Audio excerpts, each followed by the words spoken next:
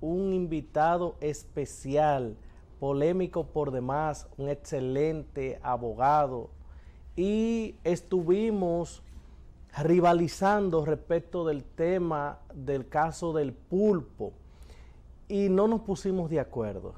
Entonces yo lo invité al programa para que ustedes en sus casas, a través de las redes sociales también, puedan ver quién tiene la razón, si él o yo. Y también por eso tienen en su pantalla el número de teléfono del programa, el 809-227-2749, 809-227-2749, para que participen en vivo, porque tenemos varias preguntas también. Aquí está con nosotros el licenciado Ismael Molina Carrasco. Ismael, bienvenido y muchas gracias por venir a este programa. Vamos a rivalizar aquí. Muchas gracias por tener la oportunidad de invitarme a tu programa y que tenga esa palabra de introducción hacia mí. No, esto es excelente.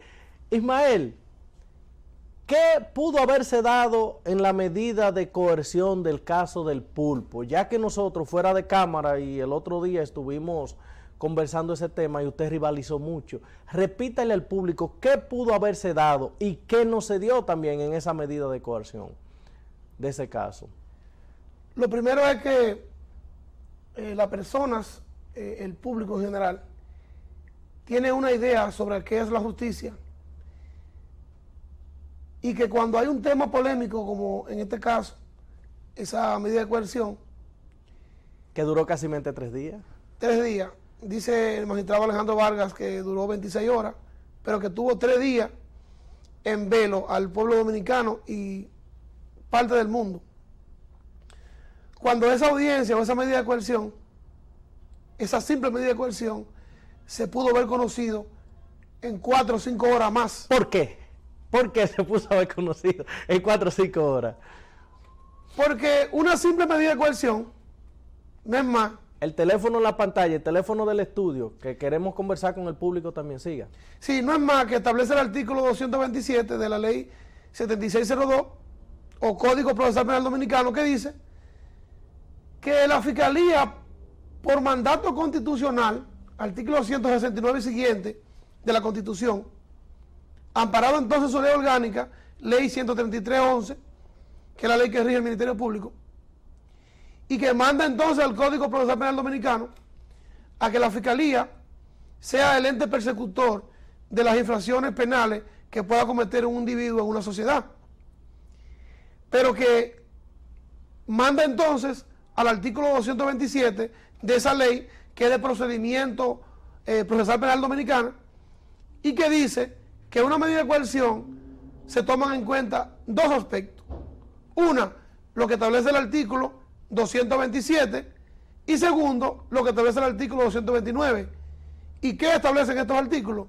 Simple y sencillamente, si el 227 le dice al honorable juez que una persona X está siendo imputada de un delito, y que si es el autor o cómplice de ese hecho, aplica una medida de coerción, entonces se verifica el artículo 226, y que hay 7 medidas de coerción que el legislador debe tomar en cuenta al momento de la imposición de esta. Sí. Y que el 229 regula y que dice que la persona imputada se verifica si tiene presupuesto de arraigo para que le indique al tribunal cuál es la medida idónea a aplicar. Y en este caso, ¿había presupuesto? ¿Habían presupuesto? Sería una locura decir que esas 11 personas no tenían presupuesto suficiente para romper con el peligro de fuga. Y una locura peor todavía, que esas personas estén guardando prisión preventiva por ese hecho. Ismael, pero acuérdese que en materia de lavado de activos y corrupción administrativa, es la persona que está siendo imputada de dicho ilícito que tiene que demostrar de que esos recursos que tiene son obtenidos de manera legal. Entonces, no hay una presunción por parte del tribunal que obteniendo recursos de manera presuntamente ilícita puedan sustraerse al procedimiento. Eso no sería para ello una medida de poder determinar de que pueden sustraerse al proceso por la gran cantidad de recursos económicos que tienen. ¿No sería en esa línea que el juez analizó? Bueno, lo que pasa es lo siguiente, es que si el legislador es quien establece las reglas para que un proceso penal fuera exitoso, no puede entonces el juez suponer que una medida de coerción la va a convertir en un juicio de fondo, y que todavía en un juicio de fondo un juez encuentra una persona culpable de cualquier delito y está el tribunal de alzada, que es la corte, para que puedan apelar esa decisión y que la corte entonces verifique si se aplicó bien o no la justicia. Pero acuérdese, Ismael, también, estamos rivalizando la misma rivalidad que teníamos el otro día. Acuérdese también que fueron 267 páginas la acusación. Por más que usted viera, eso se iba a convertir obligatoriamente, aunque el juez no quisiera, porque el juez lo previó antes de, aunque el juez no quisiera, se iba a convertir no en un juicio de fondo, sino que se iba a eternizar en el tiempo, como lo hizo casi 3 días. Porque que son 267 páginas donde tenemos 10 imputados, 10 o 11. 11, se agregó. 11 imputados, muchos abogados, muchos ministerios públicos, imagínense. Pero es una locura por parte de la Fiscalía, 267 páginas, en adición a los allanamientos y a las pruebas que depositaron. No eran solamente 267 páginas, solamente era la cintila. 267 páginas de motivación, entonces era. Es simple, es que fue excesivo, todo fue excesivo, fue algo descabellante, inclusive por parte de la Fiscalía. ¿Por qué yo digo esto? Porque si la norma te dice a ti, el artículo 27, que si una persona es con probabilidad autor o cómplice de un hecho, y usted como Ministerio Público lo acusa, mire usted, Alexis Medina, por decir uno de los 11 que estaban ahí, usted ha violado la ley y ha ajustado su conducta a una norma prescriptiva penal, por tal o cual cosa, y para vincularlo a eso, tenemos 2 contratos que usted instruyó a Freddy Hidalgo para que haga en su favor. Y tenemos un testigo que vio cuando usted intimidó a Freddy Hidalgo para que haga eso, por ejemplo. Automáticamente lo estás indicando con un ilícito penal. Y se sintetiza en el tiempo, porque el juez Vargas pidió en muchas ocasiones, sinteticen tanto al Ministerio Público como a los abogados. Y simplemente ya con decirle a esos 11 imputados, en palabras llanas, usted violó la ley por tal o cual cosa. El juez está edificado porque ahora que se va a iniciar una investigación y ellos van a tener el tiempo posible que el juez le dé, en este caso, que declaró caso complejo, van a tener 8 meses para presentar una acusación, para hacer una investigación y todo en cuanto a esa persona sea culpable de ese ilícito penal, depositárselo en la próxima fase, que es la audiencia preliminar, y no en una medida de coerción, convertirlo en un juicio de fondo, como se convirtió. ¿Fueron estas medidas de coerción que se dieron finalmente ajustadas primero a la persona y segundo al derecho en sí? Bueno, el juez es soberano y el juez aplica la medida idónea que él entienda pertinente. Ahora bien... Pero a juicio de Ismael Molina.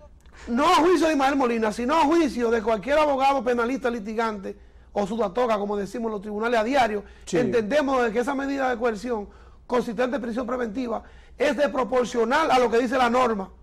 Porque la norma dice, artículo 234, el juez impone la prisión preventiva como último recurso cuando las primeras 6 que establece el artículo 26 no puedan garantizar la presencia. Cuando razonablemente no se pueda garantizar la presencia del imputado. Y lo que se quiere en esta fase simplemente es que se presenten a los actos subsiguientes del proceso. ¿O usted cree que si a esa persona que le dieron prisión preventiva le ponían una garantía económica, imagínese que sea de 100 millones de pesos en efectivo y que ellos puedan pagarlo y que se le dé una prisión preventiva domiciliaria en su casa y que se le ponga un grillete electrónico? ¿Usted cree que algunos de esos imputados, además de que son todos dominicanos, de que tienen arraigo, como dice la norma, familiares, sociales, laborales, y con esa medida cautelar, algunos de esos imputados iban a sustraer el proceso?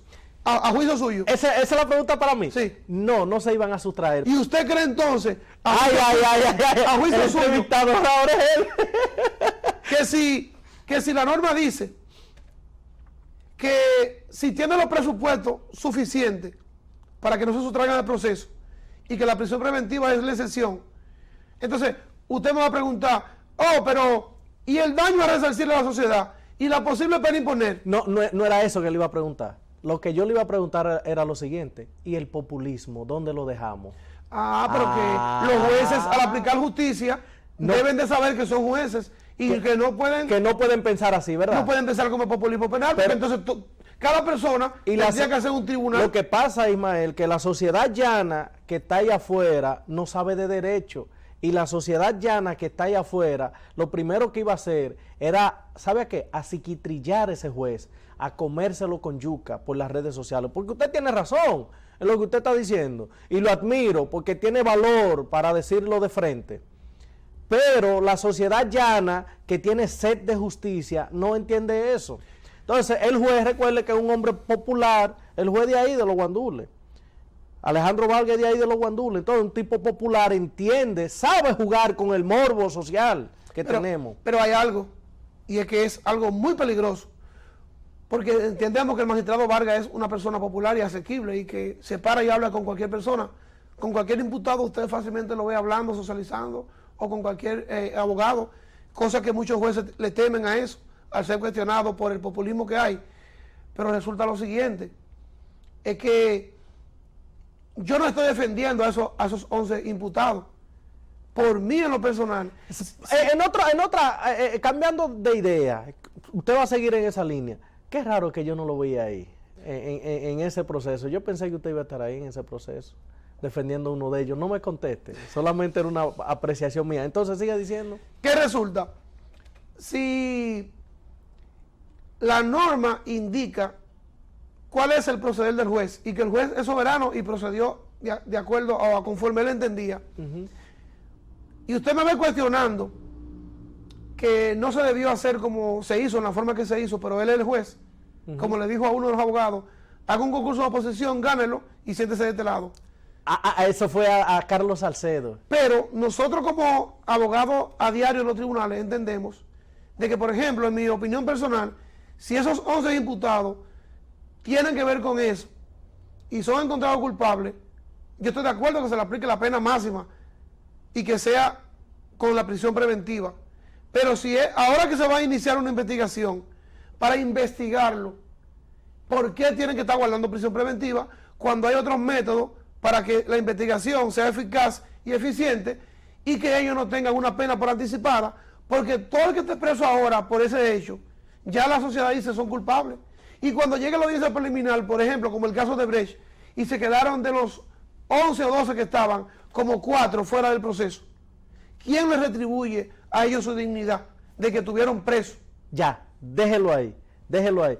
Y cambiando de otro tema, en el día de ayer, el general Ten de Santiago apresó a más de 60 personas que estaban en una celebración de una boda en el restaurante Altavista de La Vega, que se estaba casando la hija de José Luis Hurtado, Mayella. Ese es el empresario automovilístico Mayella. Entonces, ahí vemos, creo que esa es la novia que la están montando en la guagua de la policía.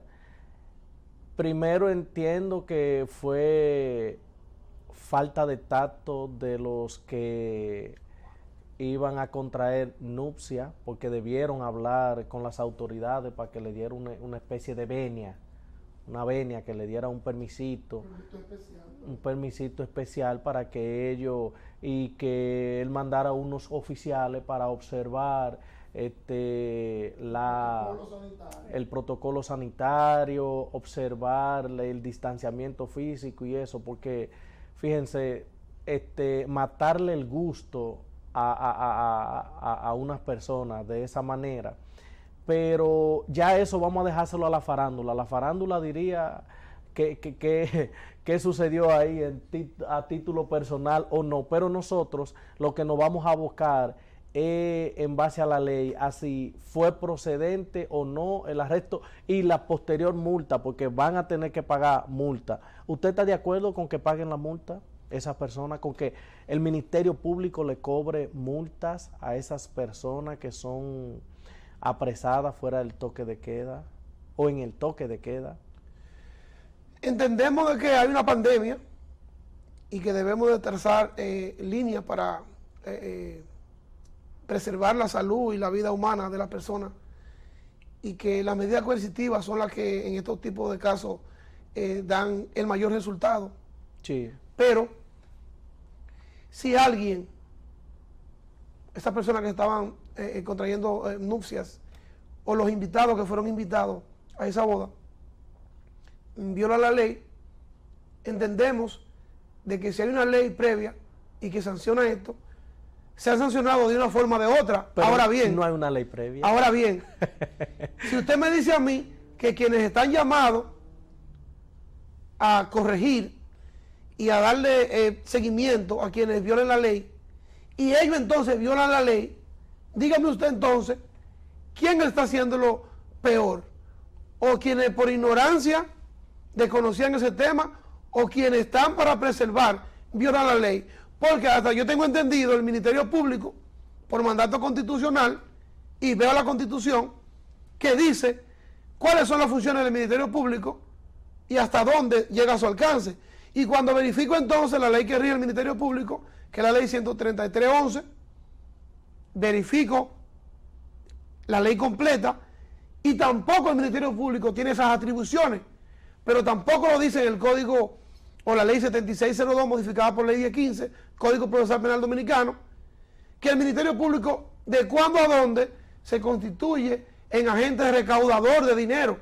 Pero de alguna manera hay que sancionar a esos violadores del toque de queda, hermano. Entonces a los legisladores que legislen y que crean una ley y que digan esa ley entonces qué persona está destinada para ese tipo de ilícito penal, cuál es la multa establecida y hacia dónde van esos recursos.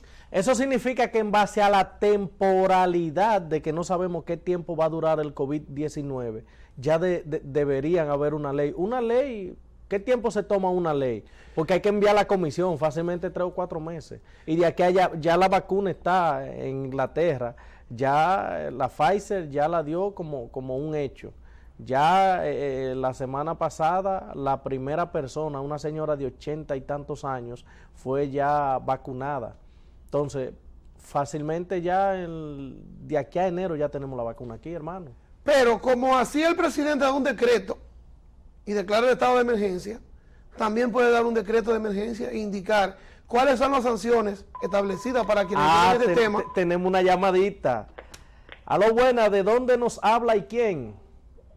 Buenas tardes, le habla el licenciado Erasmo Jiménez de Cotuí. Erasmo Jiménez de Cotuí, ¿cómo está usted? Saludos para usted de allá en Cotuí. Sabemos que este es el toque de queda de todos los domingos en Cotuí, hablando de derecho y más.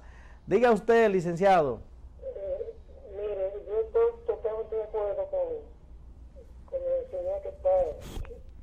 Ah, está de acuerdo, está rivalizando usted también conmigo. Está de acuerdo con el licenciado Ismael Molina.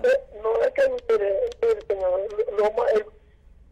la situación que nunca en este país podemos vivir en tranquilidad y sosiego legal es que quienes están encargados de aplicar la ley son los que violan la ley de manera constante.